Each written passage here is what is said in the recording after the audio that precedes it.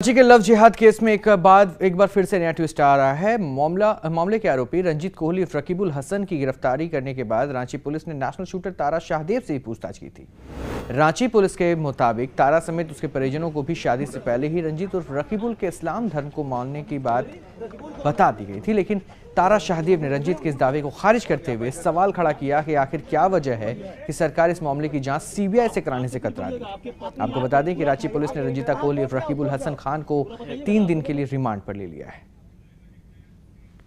रंजीत उर्फ रकीबुल ने तारा शाहदेव पर बहुत गंभीर आरोप लगाए और काउंटर अटैक की तैयारी कर दी है। हमारे साथ तारा है यहाँ पर।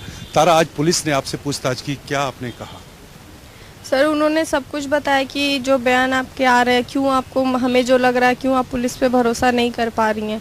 तो मैंने बताया कि सर, जो आपके बयान आ रहे हैं या जो बातें सामने आ रही है और मुझ पे जो प्रेशर बनाया गया है ऊपर से, यहाँ तक बोल दिया गया कि आप यहाँ से निकल के चले जाओ नहीं तो पुलिस डायरी कमज़ोर कर दी जाएगी, या इस तरीके की जो बातें आ रही हैं, तो सर आप खुद बताइए मैं कैसे किसी पे भरोसा करूं। मैं ये नहीं बोल रही हूँ कि आप गलत हो, आपके ऊपर जो लोग हैं वो लोग भी आपको सही से काम नहीं करने देंगे, क्योंकि जब एक जज उस इंसान को भगाने में मदद कर रहा है, जो सुप्रीम कोर्ट के लोग इससे जुड़ जा रहे हैं, तो आप समझ सकते हैं। मैं आप पे को ये नहीं कह रही, मैं कह रही हूँ मुझे स्टेट गवर्नमेंट पे भरोसा नहीं है, मुझे यहाँ के प्रशासन पे भरोसा नहीं है, क्योंकि वो लोग सही जांच को, क्यों वो सीबीआई जांच कराने से पीछे हट रहे हैं। जब मैंने बहुत सारी चीज़ें, बहुत से लोगों के नाम आपको बताए, बहुत से कॉन्टेक्ट्स बताए, क्यों आप उन लोग को आज तक पूछताछ नहीं की गई?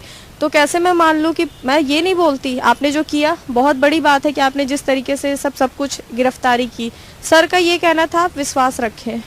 नहीं तारा, एक सवाल ये भी खड़ा होता है कि उसने सीधे तौर पर कहा कि 2 धर्मों से खिलवाड़ की बात आ रही है और निकाह की बात आपके पूरे परिवार को मालूम थी। क्या ये सच है? ये बहुत बड़ी बात है कि कल वो इंसान खुद को सच्चा सिख कह रहा था, आज जब पुलिस के पास आता है वो बोलता है कि हाँ मैं नमाज पढ़ता था।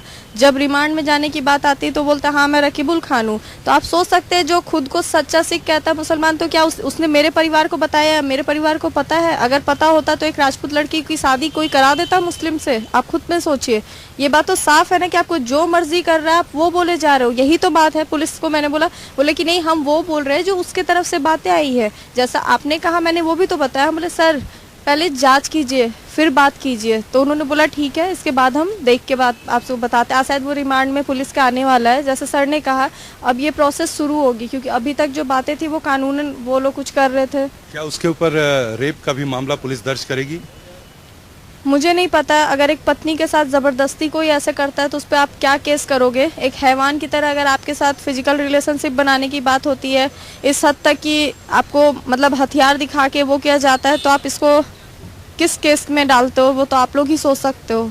बिल्कुल बिल्कुल। तारा बहुत परेशान है और तनाव में है। रांची पुलिस बहुत से मुद्दे पर इनसे बातचीत करने की कोशिश की, लेकिन तारा ने सीधे तौर पर कहा कि राज्य प्रशासन से हमें न्याय की उम्मीद नहीं है और इसमें सीबीआई जांच हो तभी सब मामले खुलकर सामने आएंगे। बहुत सारे रसूखदार लोग इसमें जुड़े हुए हैं, वो भी सामने, उनके चेहरे भी बेनकाब हो पाएंगे। अब देखना दिलचस्प होगा कि आखिर इस मामले की जांच और इसका अनुसंधान और किस हद तक जाता है। क्या तारा को न्याय कितनी जल्दी मिल पाता है? कैमरा पर्सन संजीव सिन्हा के साथ ब्रजेश राय, P7 न्यूज।